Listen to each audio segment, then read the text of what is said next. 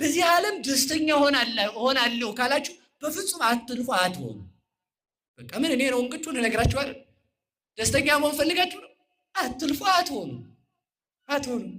ባለስልጣንም ብትሆኑ ሌላ ችግር ይመጣል። ባለሀብትም ብትሆኑ ሌባው ያስቀምጣል። መልከኛም ብትሆኑ ሰው አያስቀምጥም። ጎራዳም ብትሆኑ ሰው አያስቀምጥ። ተመልከቱ፣ መልከጠፍ እያለ ማለት ነው። ይኸው ምንድን ነው የሚሻለው ሲባል በቃ ደስታን ከሰው አለመፈለግ። በፍጹም በዚህ ዓለም ሙሉ ደስታ የለም። ሙሉ ደስታ ያለው እግዚአብሔር ጋር ብቻ ነው። በሉ ሙሉ ደስታ ያለ የት ነው? ሀብት ቢኖር ሰው አስቀምጣል። ቤት ቢኖር አሁን ያስተኛል ሰው። ግብር ከፋይ እዚህ ጋር ለልማት ይቀርባሉ። እሺ እንዳታጣሉ ከትራፊክ ጋር ብዬ ነው እና ስለተፈለገ ትንሽ ሸሻ ይባላል ማለት ነው። የሚያስቀምጥ የለም። በቃ ባለዝና ብትሆኑም ሰው አያስቀምጥ። የተበለጡ ሰዎች ተመልከቱ፣ መከራችሁን ነው የሚያበሏችሁ። በቃ በዚህ ዓለም ከሰው ምንም አንፈልግም። እስኪ በሉ ከሰው በሉ ምንም አንፈልግም። ያ ማለት ሰው አያስፈልገንም አላልኩም። በሞት ያፈርሰውንላችሁ ለማለት የፈለግኩት እኔ ሰው እንዲያከብረን አትፈልግ። በቃ ያውነ አትጨምርም እኮ ተመልከቱ። መኑ ምኔክሙ ተመልከቱ፣ ከናንተ ተመልከቱ ዘይክል አጻይዶ ወይ አጽልሞ የራሱን ጸጉር ቀዩን ጥቁሯን ነጯን ጥቁር ማድረግ ይቻላል ወይ ይላል።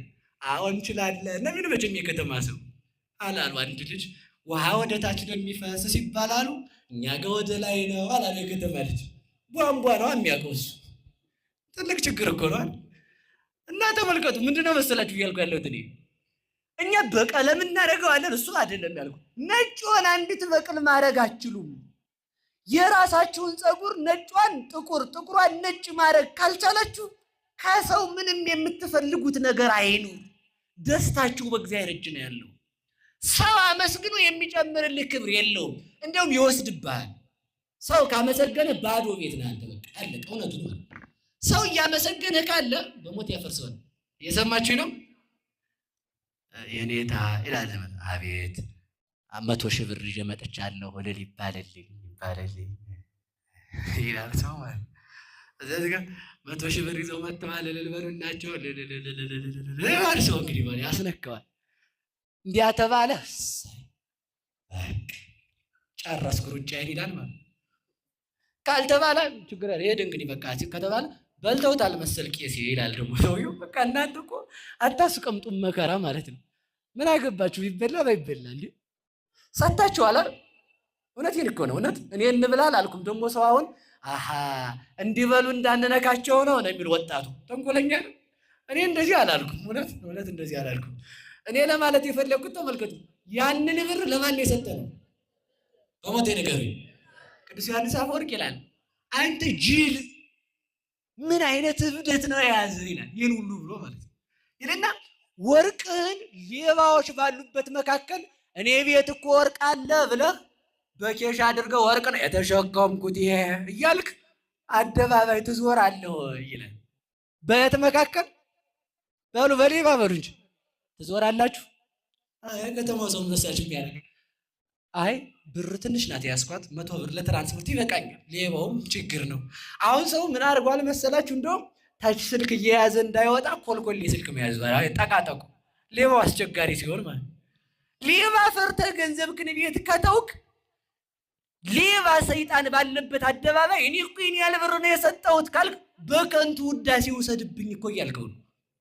ሰይጣን እንዲወስድብህ የሰራውን ስራ ለምን ይልኝ ትላለህ?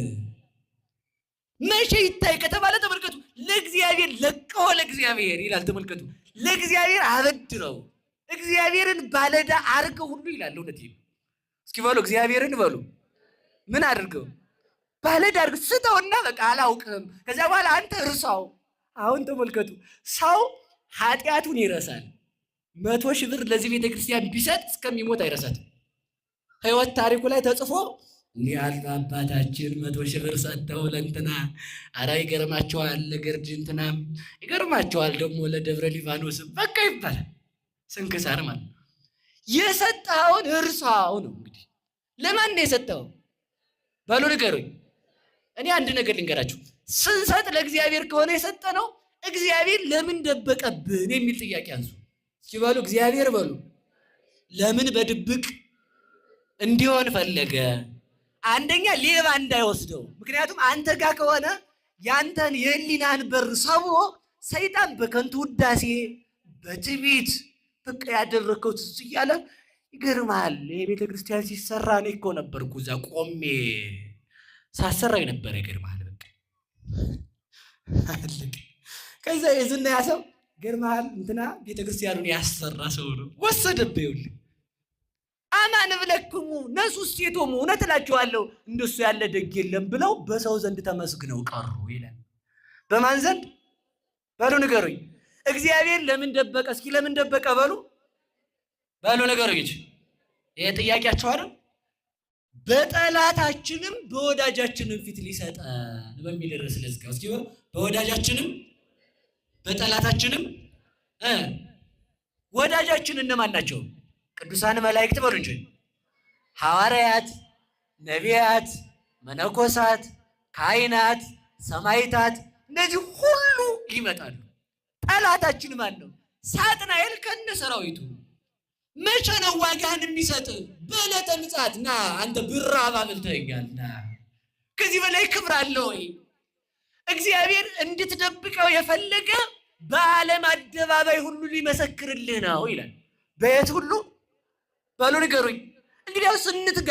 እዚህ ጋር 50 ሰው 1000 ሰው 10000 ሰው ባለበት መካከል ከምትመሰገን አእላፋት መላእክት አእላፋት ደቂቀ አዳም ባሉበት መካከል እንድትመሰገን ብሎ ነው። ለዚያ ጊዜ እንድንደርስ የሰራነውን ስራ እንድንደብቅ መድኃኔዓለም ይርዳን። ከዚህ በኋላ ብትሰሩም ባትሰሩም ዝም እስኪ በሉ ዝም በሉ። ከሰራችሁ መርሳት በቃ። ለማን ነው የሰጣችሁት? ለእግዚአብሔር ለምን እንሰጣለን ካልከኝ አንተን ጠላት ገሎ ይወስድብሃል። እግዚአብሔርን የሚገለዋል እግዚአብሔርን